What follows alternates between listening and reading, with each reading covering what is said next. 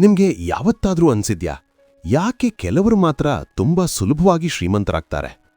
ಯಾಕೆ ಕೆಲವರಿಗೆ ಮಾತ್ರ ಅಂದುಕೊಂಡ ಕೆಲಸಗಳೆಲ್ಲ ಸಲೀಸಾಗಿ ನಡೆದು ಹೋಗ್ತದೆ, ಆದರೆ ಇನ್ನೂ ಕೆಲವರು ದಿನವಿಡೀ ಕಷ್ಟಪಟ್ಟು ದುಡಿದರೂ ಜೀವನದಲ್ಲಿ ಯಾಕೆ ಮುಂದೆ ಬರೋದಿಲ್ಲ? ಇದಕ್ಕೆಲ್ಲ ಕಾರಣ ಅವರ ಹಣೆ ಬರಹ ಅಥವಾ ಅದೃಷ್ಟ ಖಂಡಿತ ಅಲ್ಲ. ಇದರ ಹಿಂದೆ ಒಂದು ವಿಜ್ಞಾನ ಇದೆ. ಕಣ್ಣಿಗೆ ಕಾಣದ ಒಂದು ಶಕ್ತಿಯುತವಾದ ನಿಯಮ ನಮ್ಮ ಪ್ರಪಂಚದಲ್ಲಿ ಕೆಲಸ ಮಾಡ್ತಿದೆ. ಅದೇ ಲಾ ಆಫ್ ಅಟ್ರಾಕ್ಷನ್ ಅಥವಾ ಆಕರ್ಷಣೆಯ ನಿಯಮ. ಸ್ನೇಹಿತರೆ, ಇವತ್ತು ನಾವು ಒಂದು ಅದ್ಭುತವಾದ ಪುಸ್ತಕದ ಬಗ್ಗೆ ತಿಳಿಯಲಿದ್ದೇವೆ. ಭಾರತದ ಪ್ರಸಿದ್ಧ ಲೇಖಕರಾದ ಮಿತೇಶ್ ಖತ್ರಿ ಮತ್ತು ಇಂದು ಖತ್ರಿ ಅವರು ಬರೆದಿರುವ ದ ಲಾ ಆಫ್ ಅಟ್ರಾಕ್ಷನ್ ಪುಸ್ತಕದ ಸಂಪೂರ್ಣ ಸಾರಾಂಶವನ್ನ ಇವತ್ತು ನಾನು ನಿಮಗೆ ತಿಳಿಸಿಕೊಡಲಿದ್ದೇನೆ. ಈ ಪುಸ್ತಕದಲ್ಲಿ ಕೇವಲ ಬಾಯಿ ಮಾತಿನ ಮೋಟಿವೇಶನ್ ಇಲ್ಲ, ಬದಲಾಗಿ ನಿಮ್ಮ ಆರೋಗ್ಯ, ಸಂಪತ್ತು ಮತ್ತು ಸಂಬಂಧಗಳನ್ನು ಸರಿಪಡಿಸಿಕೊಳ್ಳಲು ಬೇಕಾದ ಪ್ರಾಕ್ಟಿಕಲ್ ಫಾರ್ಮುಲಾವನ್ನ ಇದರಲ್ಲಿ ನೀಡಲಾಗಿದೆ. ನೀವು ಈ ವಿಡಿಯೋವನ್ನ ಪೂರ್ತಿಯಾಗಿ ಕೇಳಿದ್ದೇ ಆದರೆ ನಿಮ್ಮ ಆಲೋಚನೆಗಳಿಗೆ ಎಷ್ಟು ಶಕ್ತಿ ಇದೆ ಮತ್ತು ಅದನ್ನ ಬಳಸಿಕೊಂಡು ನೀವು ಅಂದುಕೊಂಡಿದ್ದನ್ನ ಹೇಗೆ ಪಡ್ಕೋಬಹುದು ಅನ್ನೋದನ್ನ ನೀವು ಕಲಿತ್ಕೊಳ್ತೀರಾ. ಇದು ನಿಮ್ಮ ಜೀವನವನ್ನೇ ಬದಲಾಯಿಸಬಲ್ಲ ಆಡಿಯೋ ಬುಕ್. ಅದಕ್ಕೆ ಎಲ್ಲೂ ಕೂಡ ಸ್ಕಿಪ್ ಮಾಡದೆ ಪೂರ್ತಿಯಾಗಿ ಕೇಳಿ. ನಮಸ್ಕಾರ ಸ್ನೇಹಿತರೆ, ಕನ್ನಡ ಬುಕ್ಸ್ ನಾಲೆಜ್ ಯೂಟ್ಯೂಬ್ ಚಾನೆಲ್ಗೆ ನಿಮಗೆ ಸ್ವಾಗತ. ಇಂತಹ ಅದ್ಭುತವಾದ ಪುಸ್ತಕಗಳ ಸಾರಾಂಶವನ್ನ ಕೇಳಿ ನಿಮ್ಮ ನಾಲೆಜ್ ಹೆಚ್ಚಿಸಿಕೊಳ್ಳಲು ದಯವಿಟ್ಟು ಈಗಲೇ ನಮ್ಮ ಚಾನೆಲ್ಗೆ ಸಬ್ಸ್ಕ್ರೈಬ್ ಆಗಿ. ಈ ವಿಡಿಯೋ ನಿಮಗೆ ಇಷ್ಟವಾದರೆ ಲೈಕ್ ಮಾಡಿ ಮತ್ತು ನಿಮ್ಮ ಸ್ನೇಹಿತರೊಂದಿಗೆ ಶೇರ್ ಮಾಡಿ. ಬನ್ನಿ, ತಡ ಮಾಡದೆ ಈ ಜ್ಞಾನದ ಪ್ರಯಾಣವನ್ನ ಶುರು ಮಾಡೋಣ. ಅಧ್ಯಾಯ 1. ಆಕರ್ಷಣೆಯ ನಿಯಮ ಎಂದರೇನು? ಸ್ನೇಹಿತರೆ, ಮೊದಲನೇ ಅಧ್ಯಾಯಕ್ಕೆ ನಿಮಗೆಲ್ಲರಿಗೂ ಸ್ವಾಗತ. ಇವತ್ತು ನಾವು ಈ ಆಕರ್ಷಣೆಯ ನಿಯಮ ಅಂದ್ರೆ ಏನು ಅನ್ನೋದನ್ನ ಸರಳವಾಗಿ ಮತ್ತು ಸ್ಪಷ್ಟವಾಗಿ ಅರ್ಥ ಮಾಡ್ಕೊಳ್ಳೋಣ.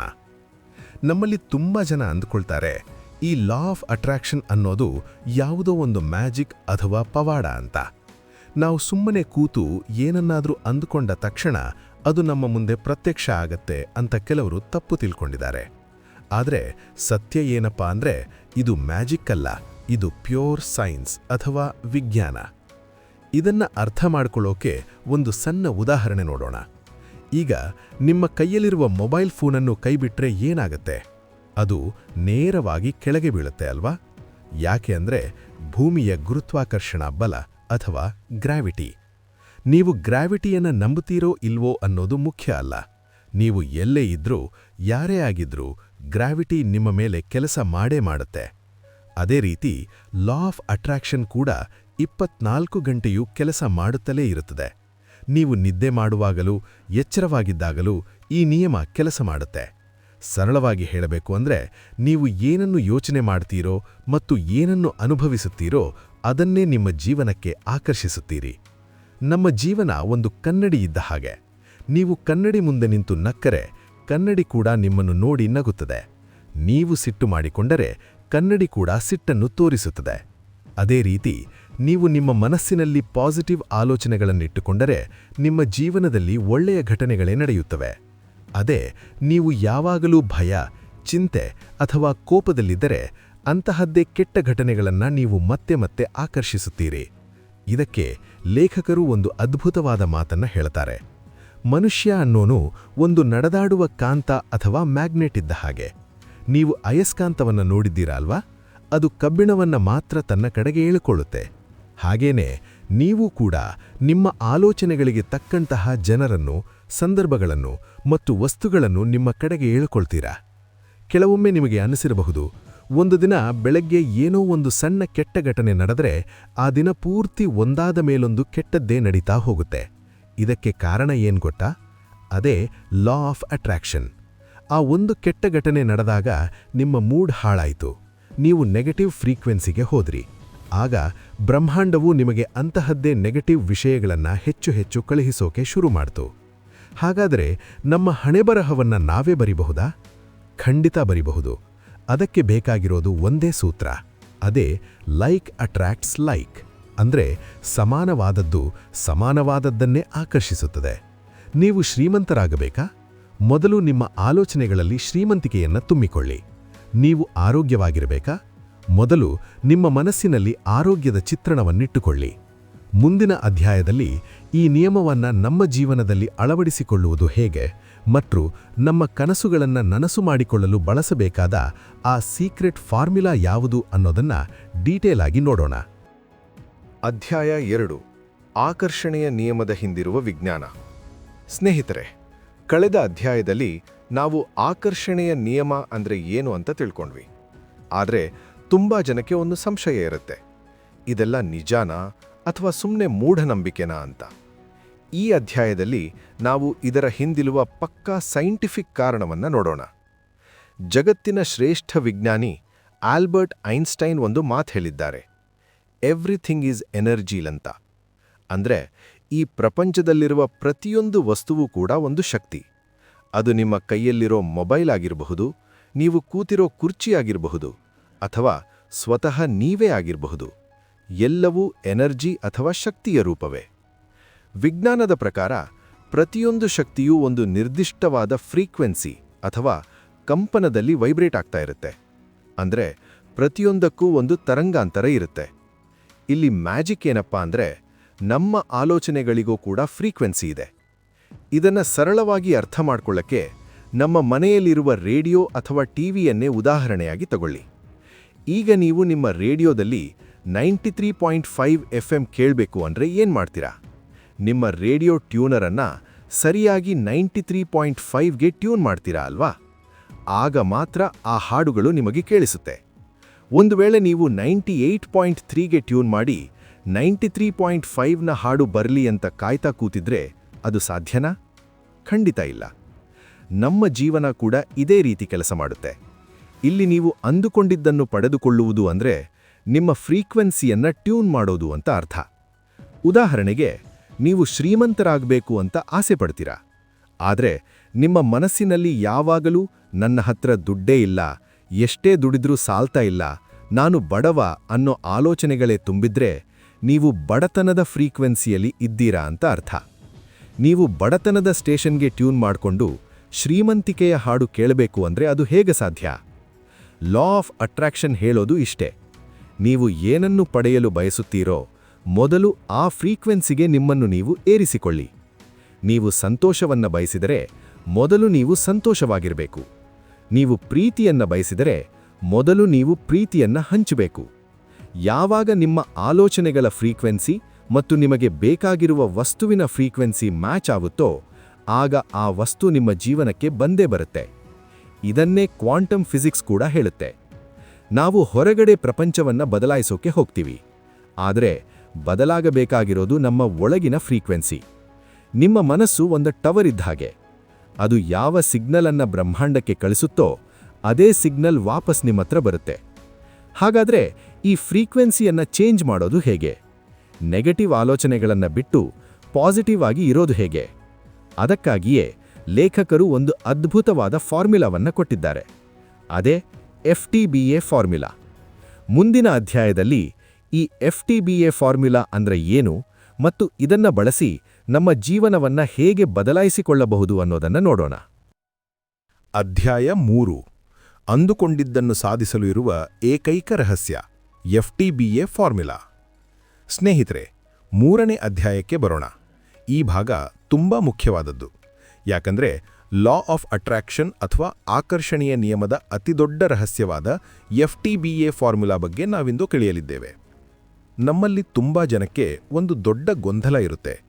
ನಾನು ಪಾಸಿಟಿವ್ ಆಗಿರೋಕ್ಕೆ ಟ್ರೈ ಮಾಡ್ತೀನಿ, ದಿನ ಬೆಳಗ್ಗೆ ಎದ್ದು ನಾನು ಶ್ರೀಮಂತನಾಗಬೇಕು ಅಂತ ಅಂದ್ಕೊಳ್ತೀನಿ, ಆದರೂ ನನ್ನ ಜೀವನದಲ್ಲಿ ಕಷ್ಟಗಳು ಯಾಕೆ ಕಡಿಮೆ ಆಗ್ತಿಲ್ಲ, ಸಾಲ ಯಾಕೆ ತೀರ್ತಿಲ್ಲ ಅಂತ. ಇದಕ್ಕೆ ಉತ್ತರ ಇಲ್ಲಿದೆ. ನಾವು ಬರೀ ಬಾಯಲ್ಲಿ ಅಂದ್ಕೊಂಡ್ರೆ ಸಾಲದು, ಅದಕ್ಕೆ ಒಂದು ಸರಿಯಾದ ಕ್ರಮ ಇದೆ. ಅದೇ FTBA ಫಾರ್ಮುಲಾ. F ಅಂದ್ರೆ ಫೀಲಿಂಗ್ಸ್, ಭಾವನೆಗಳು. T ಅಂದ್ರೆ ಥಾಟ್ಸ್, ಆಲೋಚನೆಗಳು. B ಅಂದ್ರೆ ಬಿಲೀವ್ಸ್, ನಂಬಿಕೆಗಳು. A ಅಂದ್ರೆ ಆಕ್ಷನ್ಸ್, ಕೆಲಸ ಅಥವಾ ಕ್ರಿಯೆ. ಬನ್ನಿ ಇದರ ಆಳವಾದ ರಹಸ್ಯವನ್ನ ಬಿಡಿಸಿ ನೋಡೋಣ. 1. ಫೀಲಿಂಗ್ಸ್ ಅಥವಾ ಭಾವನೆಗಳು, ಎಲ್ಲದರ ಮೂಲ. ಸ್ನೇಹಿತರೆ, ಚೆನ್ನಾಗಿ ನೆನಪಿಟ್ಕೊಳ್ಳಿ, ಈ ಪ್ರಪಂಚಕ್ಕೆ ಅಥವಾ ಬ್ರಹ್ಮಾಂಡಕ್ಕೆ ಭಾಷೆ ಅರ್ಥ ಆಗಲ್ಲ. ಅದಕ್ಕೆ ಅರ್ಥ ಆಗೋದು ಕೇವಲ ನಿಮ್ಮ ಭಾವನೆಗಳು ಅಥವಾ ವೈಬ್ರೇಷನ್ ಮಾತ್ರ. ಒಂದು ಉದಾಹರಣೆ ನೋಡೋಣ. ಒಬ್ಬ ವ್ಯಕ್ತಿ ಇದ್ದಾನೆ. ಅವನು ಬಾಯಲ್ಲಿ ಹೇಳ್ತಾನೆ, ನನಗೆ ತುಂಬಾ ದುಡ್ಡು ಬೇಕು, ನಾನು ಶ್ರೀಮಂತನಾಗಬೇಕು ಅಂತ. ಆದರೆ ಅವನ ಮನಸ್ಸಿನ ಆಳದಲ್ಲಿ ಅವನ ಎದೆಯೊಳಗೆ ಒಂದು ಭಯ ಇರುತ್ತೆ. ಅಯ್ಯೋ, ನಾಳೆ ಬಾಡಿಗೆ ಕಟ್ಟೋಕೆ ದುಡ್ಡಿಲ್ಲವಲ್ಲ, ಸಾಲದವರು ಮನೆಗೆ ಬಂದರೆ ಏನ್ಮಾಡೋದು ಅನ್ನೋ ಆತಂಕ ಇರುತ್ತೆ. ಇಲ್ಲಿ ಏನಾಗ್ತಿದೆ ಗಮನಿಸಿ. ಅವನ ಆಲೋಚನೆ ಅಥವಾ ಥಾಟ್ ಪಾಸಿಟಿವ್ ಆಗಿದೆ, ಆದರೆ ಅವನ ಫೀಲಿಂಗ್ ಅಥವಾ ಭಾವನೆ ನೆಗೆಟಿವ್ ಆಗಿದೆ. ಲಾ ಆಫ್ ಅಟ್ರಾಕ್ಷನ್ ನಿಯಮದ ಪ್ರಕಾರ ನೀವು ಏನನ್ನ ಅಂದುಕೊಳ್ತೀರೋ ಅದು ನಿಮಗೆ ಸಿಗಲ್ಲ.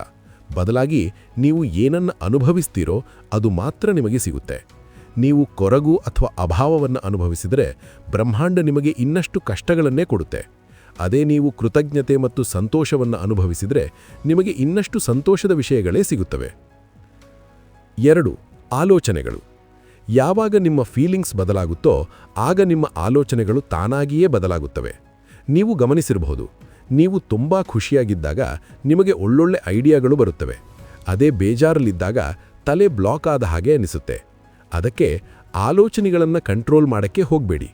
ಮೊದಲು ನಿಮ್ಮ ಫೀಲಿಂಗ್ಸ್ ಅನ್ನು ಸರಿ ಮಾಡಿಕೊಳ್ಳಿ. 3. ಬಿಲೀವ್ಸ್ ಅಥವಾ ನಂಬಿಕೆಗಳು. ಇದು 3ನೇ ಹಂತ. ಒಂದೇ ಆಲೋಚನೆಯನ್ನ ನೀವು ಪದೇ ಪದೇ ಮಾಡಿದರೆ ಅದು ನಿಮ್ಮ ನಂಬಿಕೆ ಅಥವಾ ಬಿಲೀಫ್ ಸಿಸ್ಟಮ್ ಆಗಿ ಬದಲಾಗುತ್ತದೆ. ನಮ್ಮ ಸುಪ್ತ ಮನಸ್ಸು ಒಂದು ಕಂಪ್ಯೂಟರ್ ಇದ್ದ ಹಾಗೆ. ನಮ್ಮ ಬಾಲ್ಯದಿಂದ ಸಮಾಜ ನಮಗೆ ಕೆಲವೊಂದು ವಿಷಯಗಳನ್ನು ಪ್ರೋಗ್ರಾಮ್ ಮಾಡಿಬಿಟ್ಟಿದೆ. ದುಡ್ಡು ಮಾಡೋದು ಕಷ್ಟ, ಶ್ರೀಮಂತರು ಮೋಸಗಾರರು, ನಮಗೆಲ್ಲ ಇದೆಲ್ಲ ಆಗಲ್ಲ ಅನ್ನೋ ಮಾತುಗಳನ್ನು ಕೇಳಿ ಕೇಳಿ ನಮ್ಮ ಮನಸ್ಸು ಅದನ್ನೇ ಸತ್ಯ ಅಂತ ನಂಬಿಬಿಟ್ಟಿದೆ. ಈ ನಂಬಿಕೆ ಎಲ್ಲಿಯವರೆಗೂ ನಿಮ್ಮ ತಲೆಯಲ್ಲಿರುತ್ತೋ ಅಲ್ಲಿಯವರೆಗೂ ನೀವು ಎಷ್ಟೇ ಕಷ್ಟಪಟ್ಟು ದುಡಿದರೂ ಆ ದುಡ್ಡು ನಿಮ್ಮ ಹತ್ರ ನಿಲ್ಲಲ್ಲ. ಸೊ ನಾವು ಮೊದಲು ಈ ನೆಗೆಟಿವ್ ನಂಬಿಕೆಗಳನ್ನು ಕಿತ್ತು ಹಾಕಿ ಹೊಸ ಪಾಸಿಟಿವ್ ನಂಬಿಕೆಗಳನ್ನು ಬಿತ್ತಬೇಕು. 4. ಆಕ್ಷನ್ಸ್ ಅಥವಾ ಕೆಲಸ ಅಥವಾ ಕ್ರಿಯೆ. ಕೊನೆಯದಾಗಿ ಬರೋದೇ ಆಕ್ಷನ್. ಎಲ್ಲರೂ ಮಾಡುವ ತಪ್ಪು ಇಲ್ಲೇ ಇರೋದು. ಫೀಲಿಂಗ್ಸ್ ಮತ್ತು ನಂಬಿಕೆಯನ್ನು ಬದಲಾಯಿಸಿಕೊಳ್ಳದೆಯೇ ನೇರವಾಗಿ ಹೋಗಿ ಗದೆ ತರಹ ಕೆಲಸ ಮಾಡಕ್ಕೆ ಶುರು ಮಾಡ್ತಾರೆ. ಅದಕ್ಕೆ ರಿಸಲ್ಟ್ ಸಿಗಲ್ಲ. ಈ FTBA ಫಾರ್ಮುಲಾ ಹೇಳೋದು ಇಷ್ಟೇ. ಮೊದಲು ನಿಮ್ಮ ಭಾವನೆ ಮತ್ತು ನಂಬಿಕೆಯನ್ನು ಬದಲಾಯಿಸಿಕೊಳ್ಳಿ. ಆಗ ನಿಮಗೆ ಇನ್ಸ್ಪೈರ್ಡ್ ಆಕ್ಷನ್ ತಗೊಳ್ಳೋಕೆ ಮನಸ್ಸು ಬರುತ್ತೆ. ಆಗ ನೀವು ಮಾಡುವ ಕೆಲಸ ನಿಮಗೆ ಕಷ್ಟ ಅಂತಾನೆ ಅನಿಸಲ್ಲ, ಅದು ಆಟದ ತರಹ ಖುಷಿ ಕೊಡುತ್ತೆ. ಸ್ನೇಹಿತರೆ, ಇವತ್ತು ರಾತ್ರಿ ಮಲಗುವ ಮುನ್ನ ಒಂದ್ಸಲ ಚೆಕ್ ಮಾಡ್ಕೊಳ್ಳಿ. ನಿಮ್ಮ FTBA ಹೇಗಿದೆ? ನಿಮ್ಮ ಫೀಲಿಂಗ್ಸ್ ಪಾಸಿಟಿವ್ ಆಗಿದ್ಯಾ ಅಥವಾ ನೆಗೆಟಿವ್ ಆಗಿದ್ಯಾ? ಮುಂದಿನ ಅಧ್ಯಾಯವಂತೂ ಇನ್ನೂ ರೋಚಕವಾಗಿದೆ. ನಮ್ಮ ಫೀಲಿಂಗ್ಸ್ ಅಥವಾ ಫ್ರೀಕ್ವೆನ್ಸಿಯನ್ನು ಚೇಂಜ್ ಮಾಡೋದು ಹೇಗೆ, ನೆಗೆಟಿವ್ ಮೂಡ್ನಿಂದ ತಕ್ಷಣ ಹೊರಗೆ ಬರೋದು ಹೇಗೆ ಅನ್ನೋದಕ್ಕೆ ಸೂಪರ್ ಟೆಕ್ನಿಕ್ಗಳನ್ನು ತಿಳಿಸ್ಕೊಡ್ತೀನಿ. ಅಧ್ಯಾಯ 4. ನೆಗೆಟಿವ್ ಮೂಡಿಂದ ತಕ್ಷಣ ಹೊರಬರುವುದು ಹೇಗೆ? Frequency shifters. ಸ್ನೇಹಿತರೆ, ನಾವೀಗ FTBA ಫಾರ್ಮುಲಾ ಬಗ್ಗೆ ತಿಳ್ಕೊಂಡ್ವಿ. ಅದರಲ್ಲಿ ನಮ್ಮ ಫೀಲಿಂಗ್ಸ್ ಅಥವಾ ಭಾವನೆಗಳು ಎಲ್ಲದಕ್ಕಿಂತ ಮುಖ್ಯ ಅನ್ನೋದು ನಮಗೆ ಅರ್ಥವಾಯಿತು. ಆದರೆ ಇಲ್ಲೊಂದು ಪ್ರಾಕ್ಟಿಕಲ್ ಸಮಸ್ಯೆ ಇದೆ. ನಾವೇನೂ ರೋಬೋಟ್ಗಳಲ್ಲ, ನಾವು ಮನುಷ್ಯರು. ನಮಗೆ ಕೋಪ ಬರೋದು, ಬೇಜಾರಾಗೋದು, ಭಯ ಆಗೋದು ಅಥವಾ ಟೆನ್ಷನ್ ಆಗೋದು ಸಹಜ. ಕೆಲವೊಮ್ಮೆ ಏನಾಗುತ್ತೆ ಅಂದರೆ, ಬೆಳಗ್ಗೆ ಆಫೀಸ್ಗೆ ಹೋಗುವಾಗ ಟ್ರಾಫಿಕ್ನಲ್ಲಿ ಯಾರೋ ಅಡ್ಡ ಬಂದ್ರು ಅಂತನೋ ಅಥವಾ ಮನೆಯಲ್ಲಿ ಏನೋ ಸಣ್ಣ ಜಗಳ ಆಯಿತು ಅಂತನೋ ನಮ್ಮ ಮೂಡ್ ಹಾಳಾಗ್ಬಿಡುತ್ತೆ. ಒಮ್ಮೆ ಮೂಡ್ ಹಾಳಾದರೆ ಆ ದಿನ ಪೂರ್ತಿ ಹಾಳಾಗುತ್ತೆ. ನಾವು ಆ ನೆಗೆಟಿವ್ ಫೀಲಿಂಗ್ನಲ್ಲೇ ದಿನ ಕಳೆದುಬಿಡ್ತೀವಿ.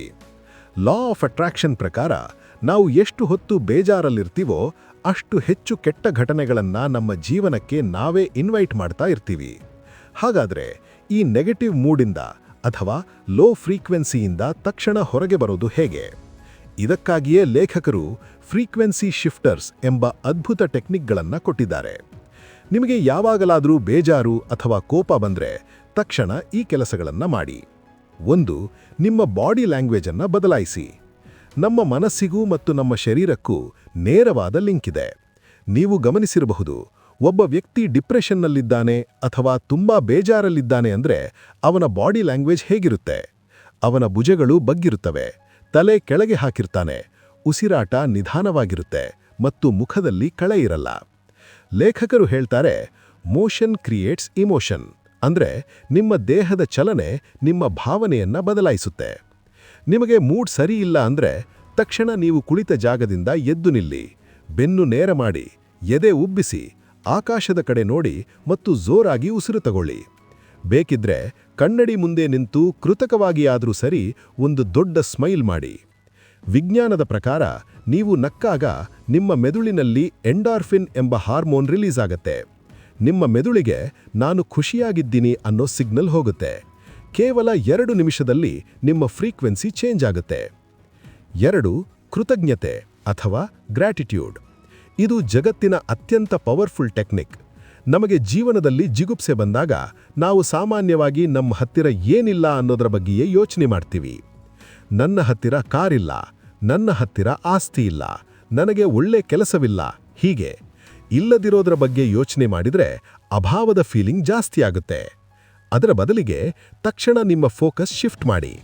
ನಿಮ್ಮ ಬಳಿ ಏನೇನಿದೆ ಅದಕ್ಕೆ ದೇವರಿಗೆ ಅಥವಾ ಪ್ರಕೃತಿಗೆ ಧನ್ಯವಾದ ಹೇಳಿ.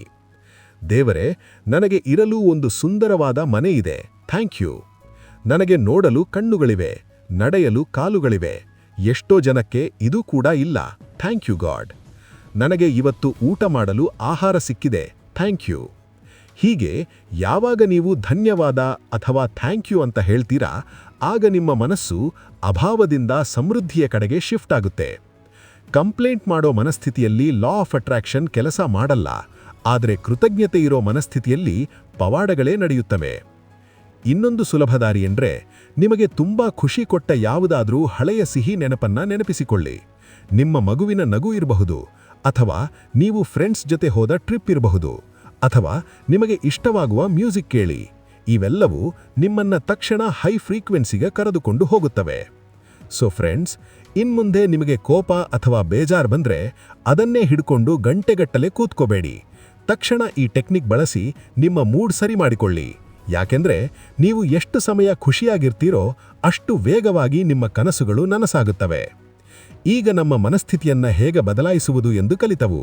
ಬನ್ನಿ, ಈಗ ಈ ಅದ್ಭುತವಾದ ನಿಯಮವನ್ನ ಬಳಸಿ ನಮ್ಮ ಆರೋಗ್ಯವನ್ನ ಹೇಗೆ ಕಾಪಾಡಿಕೊಳ್ಳುವುದು, ದೊಡ್ಡ ದೊಡ್ಡ ಕಾಯಿಲೆಗಳನ್ನ ಮನಸ್ಸಿನ ಶಕ್ತಿಯಿಂದ ಹೇಗೆ ಗುಣಪಡಿಸಿಕೊಳ್ಳುವುದು ಎಂದು ಮುಂದಿನ ಭಾಗದಲ್ಲಿ ನೋಡೋಣ. ಅಧ್ಯಾಯ 5. ಆರೋಗ್ಯಕ್ಕಾಗಿ ಆಕರ್ಷಣೆಯ ನಿಯಮ, ಹೆಲ್ತ್. ಈಗ ನಾವು ನಮ್ಮ ಜೀವನದ ಅತ್ಯಂತ ಮುಖ್ಯವಾದ ಭಾಗಕ್ಕೆ ಬರೋಣ. ಅದೇ ಆರೋಗ್ಯ. ನಮ್ಮ ಹಿರಿಯರು ಸುಮ್ಮನೆ ಹೇಳಿಲ್ಲ, ಆರೋಗ್ಯವೇ ಭಾಗ್ಯ ಅಂತ. ನಿಮ್ಮ ಹತ್ತಿರ ಕೋಟಿ ಕೋಟಿ ದುಡ್ಡಿರಬಹುದು, ಆದರೆ ಅದನ್ನ ಅನುಭವಿಸೋಕೆ ಆರೋಗ್ಯ ಇಲ್ಲ ಅಂದ್ರೆ ಆ ದುಡ್ಡಿಗೆ ಬೆಲೆ ಇಲ್ಲ. ಲಾ ಆಫ್ ಅಟ್ರಾಕ್ಷನ್ ಅಥವಾ ಆಕರ್ಷಣೆಯ ನಿಯಮವನ್ನ ಬಳಸಿ ಎಷ್ಟೋ ಜನ ತಮ್ಮ ಕ್ಯಾನ್ಸರ್ನಂತಹ ದೊಡ್ಡ ಕಾಯಿಲೆಗಳನ್ನು ಕೂಡ ಗುಣಪಡಿಸಿಕೊಂಡಿದ್ದಾರೆ. ಇದು ಹೇಗೆ ಸಾಧ್ಯ? ವಿಜ್ಞಾನದ ಪ್ರಕಾರ ನಮ್ಮ ದೇಹದ ಪ್ರತಿಯೊಂದು ಜೀವಕೋಶಗಳು ನಮ್ಮ ಆಲೋಚನೆಗಳ ಮಾತನ್ನ ಕೇಳ್ತವೆ. ನಮ್ಮ ದೇಹ ಒಂದು ಅದ್ಭುತವಾದ ಫ್ಯಾಕ್ಟರಿ ಇದ್ದಾಗೆ. ಅದಕ್ಕೆ ತನ್ನನ್ನ ತಾನು ರಿಪೇರಿ ಮಾಡಿಕೊಳ್ಳುವ ಶಕ್ತಿ ಇದೆ.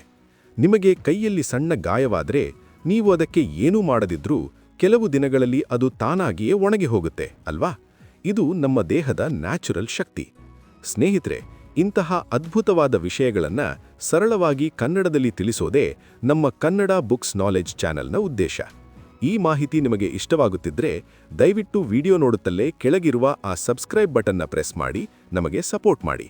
ನೀವು ಮಾಡೋ ಆ ಒಂದು ಸಣ್ಣ ಕ್ಲಿಕ್ ನಮಗೆ ತುಂಬಾನೇ ಸಹಾಯ ಮಾಡುತ್ತೆ. ಸರಿ, ವಿಷಯಕ್ಕೆ ಬರೋಣ. ನಾವು ಆರೋಗ್ಯದ ವಿಷಯದಲ್ಲಿ ಮಾಡೋ ದೊಡ್ಡ ತಪ್ಪು ಏನು ಗೊತ್ತಾ?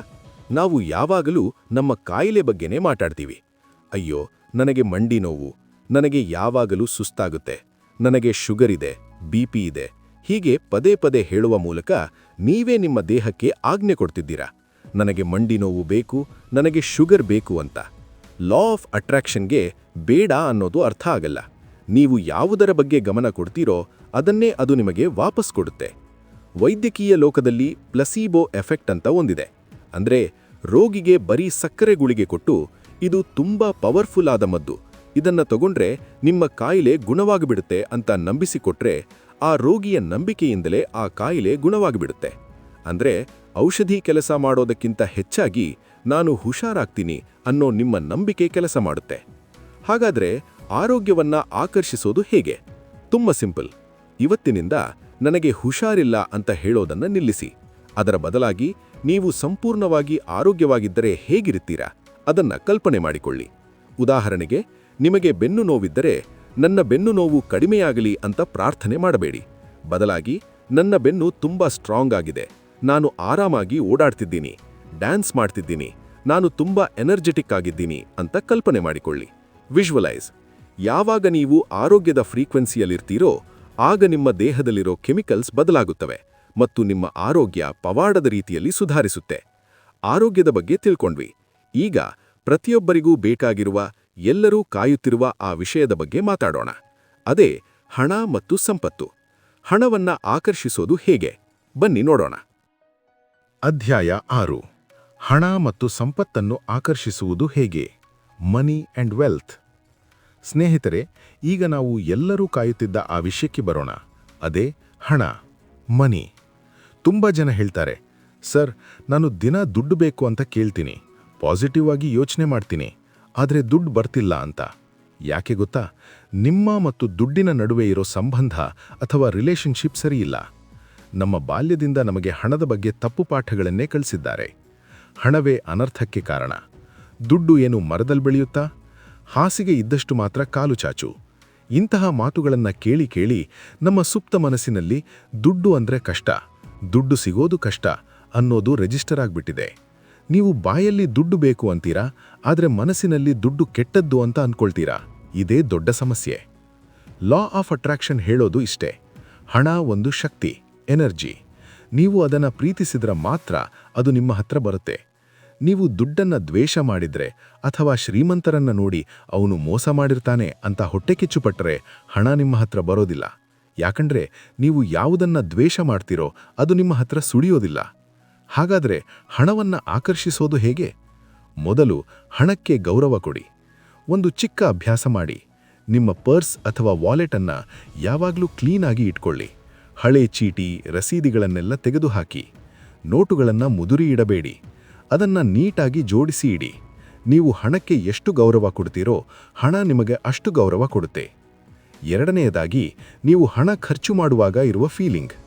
ನಾವು ಕರೆಂಟ್ ಬಿಲ್ ಕಟ್ಟುವಾಗ ಅಥವಾ ಪೆಟ್ರೋಲ್ ಹಾಕಿಸುವಾಗ ಅಯ್ಯೋ ದುಡ್ಡು ಹೋಗ್ತಿದೆಯಲ್ಲ ಅಂತ ಸಂಕಟ ಪಡ್ತೀವಿ. ನೀವು ಸಂಕಟಪಟ್ಟು ಹಣ ಕೊಟ್ಟರೆ ಹಣ ಬರೋ ದಾರಿ ಬಂದಾಗುತ್ತೆ. ಅದರ ಬದಲು ಇನ್ಮುಂದೆ ಯಾರಿಗೇ ದುಡ್ಡು ಕೊಡುವಾಗಲೂ ಮನಸ್ಸಿನಲ್ಲೇ ಹೀಗೆ ಹೇಳಿ, ನನ್ನ ಈ ಹಣ ಹೋಗಿ 10 ಪಟ್ಟು ಹೆಚ್ಚಾಗಿ ನನಗೆ ವಾಪಸ್ ಬರಲಿ. ಯಾವಾಗ ನೀವು ಖುಷಿಯಿಂದ ಹಣ ಕೊಡ್ತೀರೋ ಬ್ರಹ್ಮಾಂಡ ನಿಮಗೆ ಬೇರೆ ಬೇರೆ ದಾರಿಗಳಿಂದ ಹಣವನ್ನು ಕಳಿಸಿಕೊಡುತ್ತೆ. ಇದೇ ಆರ್ಥಿಕ ಸ್ವಾತಂತ್ರ್ಯದ ಗುಟ್ಟು. ಈಗ ಹಣದ ಸಮಸ್ಯೆ ಬಗೆಹರಿತು. ಆದರೆ ಮನುಷ್ಯನಿಗೆ ಹಣ, ಆರೋಗ್ಯ ಇದ್ರೆ ಸಾಲದು. ನೆಮ್ಮದಿಯಾಗಿರಲು ಒಳ್ಳೆ ಸಂಬಂಧಗಳು ಬೇಕು. ಗಂಡ ಹೆಂಡತಿ ಜಗಳ, ಅತ್ತೆ ಸೊಸೆ ಕಿರಿಕ್, ಲವ್ ಪ್ರಾಬ್ಲಮ್ಸ್ ಇವನ್ನೆಲ್ಲ ಲಾ ಆಫ್ ಅಟ್ರಾಕ್ಷನ್ ಮೂಲಕ ಸರಿ ಮಾಡೋದು ಹೇಗೆ? ಬನ್ನಿ ಮುಂದಿನ ಅಧ್ಯಾಯದಲ್ಲಿ ನೋಡೋಣ. ಅಧ್ಯಾಯ 7. ಸಂಬಂಧಗಳನ್ನು ಸುಧಾರಿಸಿಕೊಳ್ಳುವುದು ಹೇಗೆ?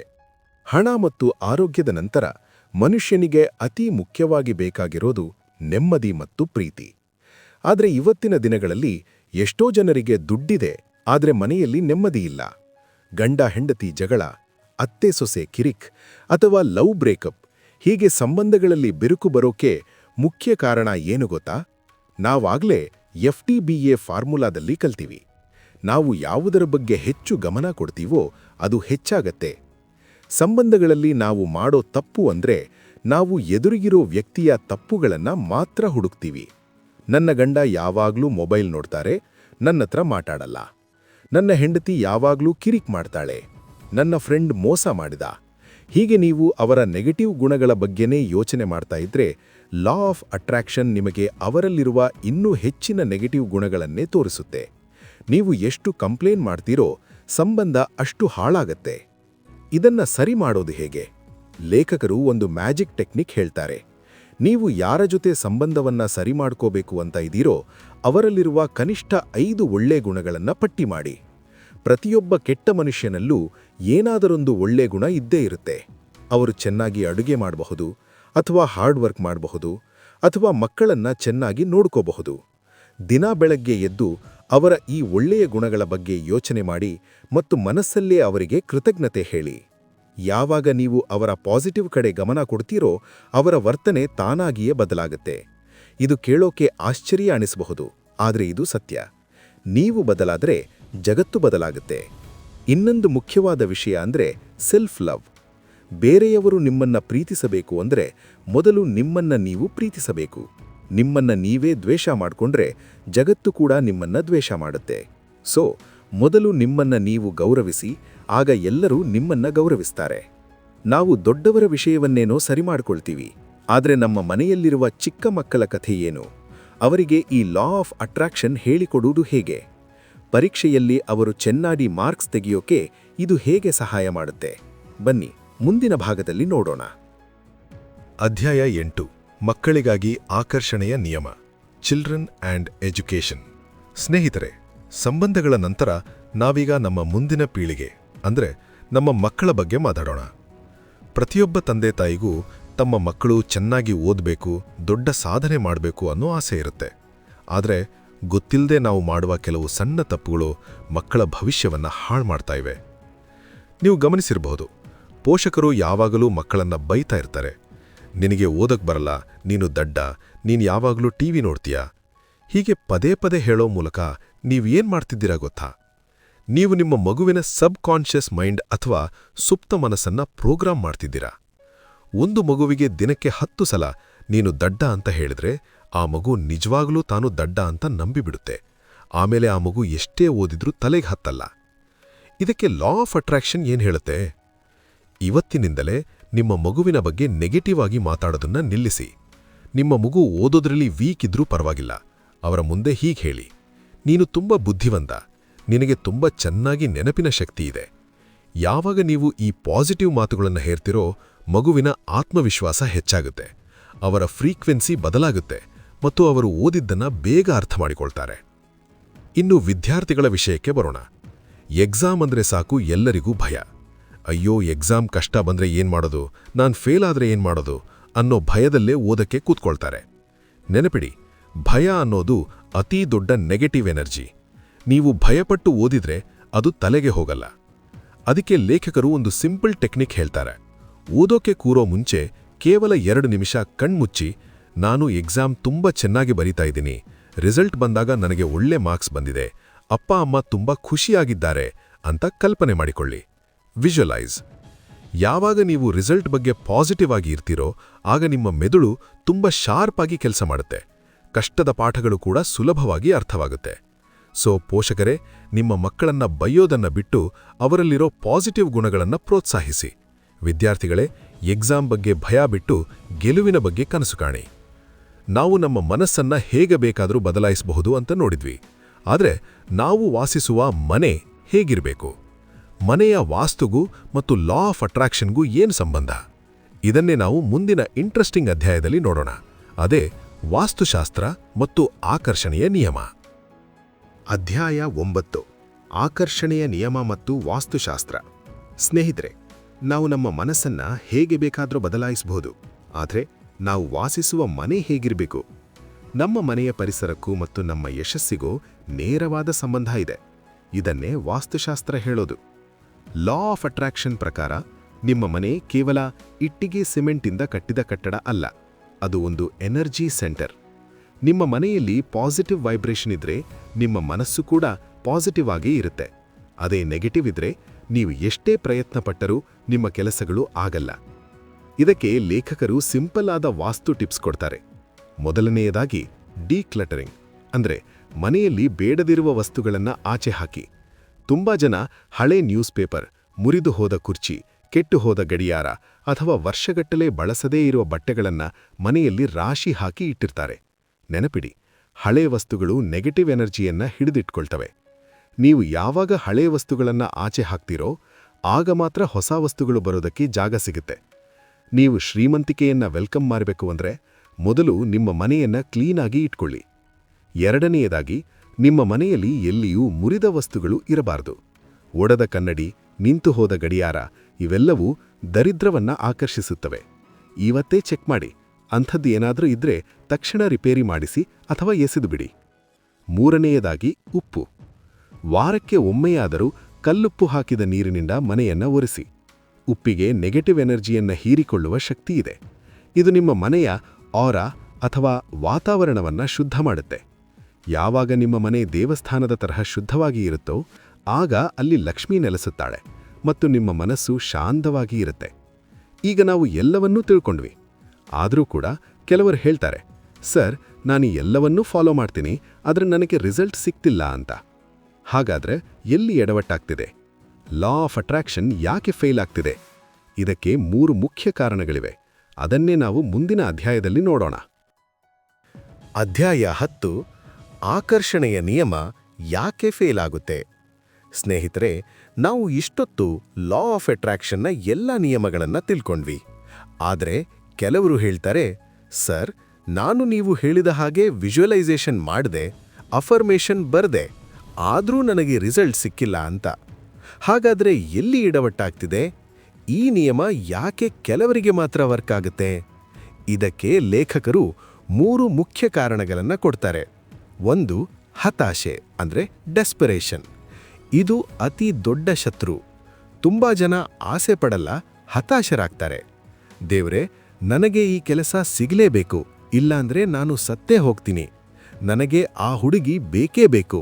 ಹೀಗೆ ನೀವು ಯಾವಾಗ ಬೇಕೇ ಬೇಕು ಅಂತ ಹಠ ಮಾಡ್ತೀರೋ ಅಥವಾ ಹತಾಶರಾಗ್ತಿರೋ, ಆಗ ನೀವು ಬ್ರಹ್ಮಾಂಡಕ್ಕೆ ನನ್ನ ಹತ್ರ ಅದು ಇಲ್ಲ ಅನ್ನೋ ಕೊರತೆಯ ಸಿಗ್ನಲ್ ಕಳಿಸ್ತೀರಾ. ನೆನಪಿಡಿ, ನೀವು ಯಾವುದನ್ನ ಬೆನ್ನಟ್ಟಿಕೊಂಡು ಹೋಗ್ತಿರೋ ಅದು ನಿಮ್ಮಿಂದ ದೂರ ಓಡುತ್ತೆ. ನೀವು ಶಾಂತವಾಗಿ ನಂಬಿಕೆಯಿಂದ ಇದ್ರೆ ಅದು ನಿಮ್ಮ ಹತ್ತಿರ ಬರುತ್ತೆ. ಇದನ್ನೇ ಲೆಟ್ ಗೋ ಅಥವಾ ಬಿಟ್ಟು ಬಿಡುವುದು ಅಂತಾರೆ. ನೀವು ಬೀಜ ಬಿತ್ತಿದ ಮೇಲೆ ದಿನ ಮಣ್ಣು ಅಗೆದು ಬೀಜ ಮೊಳಕೆ ಬಂತಾ ಇಲ್ವಾ ಅಂತ ನೋಡಲ್ಲ ಅಲ್ವಾ? ನೀರ್ ಹಾಕಿ ಸುಮ್ಮನಾಗ್ತೀರಾ. ಇಲ್ಲೂ ಹಾಗೆ ಮಾಡಬೇಕು. 2, ನಿರಂತರತೆ ಇಲ್ಲದಿರುವುದು ಅಂದ್ರೆ ಇನ್ಕನ್ಸಿಸ್ಟೆನ್ಸಿ. ಜನ 2 ದಿನ ಉತ್ಸಾಹದಲ್ಲಿ ಪ್ರಾಕ್ಟೀಸ್ ಮಾಡ್ತಾರೆ, 3ನೇ ದಿನ ಬಿಟ್ಬಿಡ್ತಾರೆ. ಜಿಮ್ಗೆ ಒಂದೇ ದಿನ ಹೋಗಿ ಬಾಡಿ ಬಿಲ್ಡ್ ಮಾಡೋಕೆ ಆಗುತ್ತಾ? ಇಲ್ಲ ಅಲ್ವಾ? ಹಾಗೆ ನಮ್ಮ ಮನಸ್ಸಿಗೂ ಕೂಡ ಟ್ರೈನಿಂಗ್ ಬೇಕು. ನೀವು ದಿನ ಸ್ನಾನ ಮಾಡೋ ತರಹ, ದಿನ ಊಟ ಮಾಡೋ ತರಹ ಲಾ ಆಫ್ ಅಟ್ರಾಕ್ಷನ್ ಅನ್ನ ಪ್ರತಿದಿನ ಪ್ರಾಕ್ಟೀಸ್ ಮಾಡಬೇಕು. ಇದು ಲೈಫ್ ಸ್ಟೈಲ್ ಆಗಬೇಕು. 3, ಅನುಮಾನ ಅಂದ್ರೆ ಡೌಟ್. ನೀವು ಪೂಜೆ ಮಾಡುವಾಗ ಮನಸ್ಸಿನಲ್ಲಿ ದೇವರು ಇದ್ದಾನೋ ಇಲ್ಲವೋ ಅಂತ ಸಂಶಯ ಪಟ್ರೆ ಪೂಜೆಗೆ ಫಲ ಸಿಗುತ್ತಾ? ಇಲ್ಲ. ಹಾಗೆ ನೀವು ವಿಜುವಲೈಸ್ ಮಾಡುವಾಗ ಇದೆಲ್ಲ ನಿಜವಾಗಲೂ ನಡೆಯುತ್ತಾ ಅಂತ ಡೌಟ್ ಪಟ್ರೆ ಆ ಕ್ಷಣವೇ ನೀವು ನಿಮ್ಮ ಶಕ್ತಿಯನ್ನ ಕಳಕೊಳ್ತೀರಾ. ನಂಬಿಕೆ ಅಂದ್ರೆ ಕಣ್ಣಿಗೆ ಕಾಣದಿದ್ರೂ ಅದು ಇದೆ ಎಂದು ತಿಳಿಯುವುದು. ಸೊ ಫ್ರೆಂಡ್ಸ್, ಈ 3 ತಪ್ಪುಗಳನ್ನು ತಿದ್ದುಕೊಳ್ಳಿ. ಹತಾಶರಾಗಬೇಡಿ, ಪ್ರತಿದಿನ ಪ್ರಾಕ್ಟೀಸ್ ಮಾಡಿ ಮತ್ತು ಸಂಪೂರ್ಣವಾಗಿ ನಂಬಿ. ಈಗ ನಾವು ಈ ಪುಸ್ತಕದ ಕೊನೆಯ ಹಂತಕ್ಕೆ ಬಂದಿದ್ದೇವೆ. ಇಷ್ಟೆಲ್ಲ ಕಲಿತ ಮೇಲೆ ನಾವು ಜೀವನದಲ್ಲಿ ಮುಂದೆ ಏನು ಮಾಡಬೇಕು? ಬನ್ನಿ, ಈ ಅದ್ಭುತವಾದ ಜರ್ನಿಯನ್ನ ಅಧ್ಯಾಯ 11 ಮುಕ್ತಾಯದೊಂದಿಗೆ ಎಂಡ್ ಮಾಡೋಣ. ಅಧ್ಯಾಯ 11 ಮುಕ್ತಾಯ, ಕನ್ಕ್ಲೂಷನ್. ಸ್ನೇಹಿತರೆ, ನಾವೀಗ ಈ ಅದ್ಭುತವಾದ ಪುಸ್ತಕದ ಕೊನೆಯ ಹಂತಕ್ಕೆ ಬಂದಿದ್ದೇವೆ. ಇಷ್ಟು ಸಮಯ ನಾವು ಆಕರ್ಷಣೆಯ ನಿಯಮದ ಬಗ್ಗೆ, ನಮ್ಮ ಆಲೋಚನೆಯ ಶಕ್ತಿಯ ಬಗ್ಗೆ, ಹಾಗೆ ಹಣ, ಆರೋಗ್ಯ ಮತ್ತು ಸಂಬಂಧಗಳನ್ನು ಹೇಗೆ ಸುಧಾರಿಸ್ಕೊಳ್ಬೇಕು ಅನ್ನೋದನ್ನ ವಿವರವಾಗಿ ತಿಳ್ಕೊಂಡ್ವಿ. ಲೇಖಕರು ಕೊನೆಯದಾಗಿ ಒಂದು ಮಾತು ಹೇಳ್ತಾರೆ, knowledge is not power, implementation is power. ಅಂದರೆ ಬರೀ ತಿಳಿದುಕೊಂಡ್ರೆ ಸಾಲದು, ಅದನ್ನ ನಮ್ಮ ಜೀವನದಲ್ಲಿ ಅಳವಡಿಸಿಕೊಂಡ್ರೆ ಮಾತ್ರ ಶಕ್ತಿ. ನೀವೀ ವಿಡಿಯೋ ಕೇಳಿ ವಾವ್ ಸೂಪರ್ ಆಗಿದೆ ಅಂತ ಹೇಳಿ ಸುಮ್ಮನಾದ್ರೆ ನಿಮ್ಮ ಜೀವನದಲ್ಲಿ ಯಾವ ಬದಲಾವಣೆಯೂ ಆಗಲ್ಲ. ಈ ಪುಸ್ತಕದ ನಿಜವಾದ ಮ್ಯಾಜಿಕ್ ನೋಡಬೇಕು ಅಂದ್ರೆ ಇವತ್ತಿನಿಂದಲೇ ಇದನ್ನ ಪ್ರಾಕ್ಟೀಸ್ ಮಾಡಲು ಶುರು ಮಾಡಿ. ಮೊದಲಿಗೆ ಸಣ್ಣ ಸಣ್ಣ ವಿಷಯಗಳಿಂದ ಶುರು ಮಾಡಿ. ಒಂದು ಪಾರ್ಕಿಂಗ್ ಸ್ಲಾಟ್ ಸಿಗಲಿ ಅಂತನೋ ಅಥವಾ ಹಳೆ ಫ್ರೆಂಡ್ ಫೋನ್ ಮಾಡ್ಲಿ ಅಂತನೋ ಪ್ರಯೋಗ ಮಾಡಿ ನೋಡಿ. ಯಾವಾಗ ಸಣ್ಣ ವಿಷಯಗಳಲ್ಲಿ ಗೆಲುವು ಸಿಗುತ್ತೋ ಆಗ ನಿಮ್ಮ ನಂಬಿಕೆ ಜಾಸ್ತಿ ಆಡುತ್ತೆ. ಆಮೇಲೆ ದೊಡ್ಡ ಕನಸುಗಳನ್ನು ನನಸು ಮಾಡಿಕೊಳ್ಳಿ. ನಿಮ್ಮ ಹಣೆಬರಹವನ್ನ ಬರೆಯುವ ಪೆನ್ನು ನಿಮ್ಮ ಕೈಯಲ್ಲೇ ಇದೆ. ಸ್ನೇಹಿತರೆ, ಕೊನೆಯದಾಗಿ ಒಂದು ಚಿಕ್ಕ ಮಾತು. ನಮ್ಮ ಈ ಕನ್ನಡ ಬುಕ್ಸ್ ನಾಲೆಡ್ಜ್ ಚಾನಲ್ ಅನ್ನು ಮತ್ತಷ್ಟು ಬೆಳೆಸಲು ಮತ್ತು ಇಂತಹ ಒಳ್ಳೆಯ ಕಂಟೆಂಟ್ ಅನ್ನು ನಿಮಗೆ ತಲುಪಿಸಲು ನಿಮ್ಮ ಬೆಂಬಲ ನಮಗೆ ತುಂಬಾ ಮುಖ್ಯ. ನೀವು ನಮ್ಮ ಚಾನಲ್ನ ಮೆಂಬರ್ ಆಗುವ ಮೂಲಕ ನಮಗೆ ಆರ್ಥಿಕವಾಗಿ ಸಹಾಯ ಮಾಡಬಹುದು. ಕೆಳಗಿರುವ ಜಾಯಿನ್ ಬಟನ್ ಕ್ಲಿಕ್ ಮಾಡಿ ನೀವು ಮೆಂಬರ್ಶಿಪ್ ತಗೋಬಹುದು. ನಮ್ಮ ಚಾನಲ್ ಮೆಂಬರ್ಸ್ಗೆ ಅಂತಾನೇ ನಾನು ಕೆಲವು ವಿಶೇಷವಾದ ವಿಡಿಯೋಗಳನ್ನು ಮಾಡ್ತಿದ್ದೀನಿ. ಬೇರೆ ಎಲ್ಲಿಯೂ ಸಿಗದಂತಹ ಆಳವಾದ ಬುಕ್ ಸಮರಿಗಳು ಮತ್ತು ನಾಲೆಡ್ಜ್ ಕೇವಲ ಮೆಂಬರ್ಸ್ಗೆ ಸಿಗುತ್ತೆ.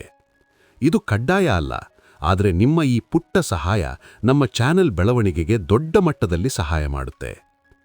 ಈ ವಿಡಿಯೋದಲ್ಲಿಯೋ ಮಾಹಿತಿ ನಿಮಗೆ ಉಪಯುಕ್ತ ಅನಿಸಿದ್ರೆ ದಯವಿಟ್ಟು ಲೈಕ್ ಮಾಡಿ ಮತ್ತು ನಿಮ್ಮೆಲ್ಲ ಸ್ನೇಹಿತರೊಂದಿಗೆ ಶೇರ್ ಮಾಡಿ.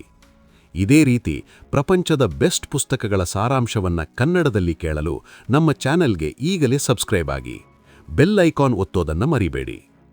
ಮುಂದಿನ ವಿಡಿಯೋದಲ್ಲಿ ಇನ್ನೊಂದು ಅದ್ಭುತವಾದ ಪುಸ್ತಕದ ಜೊತೆ ನಿಮ್ಮನ್ನ ಭೇಟಿ ಮಾಡ್ತೀನಿ. ಅಲ್ಲಿಯವರೆಗೂ ನಗ್ನಗ್ತಾ ಇರಿ, ನಿಮ್ಮ ಕನಸುಗಳನ್ನ ನನಸು ಮಾಡ್ಕೊಳ್ಳಿ. ಧನ್ಯವಾದಗಳು.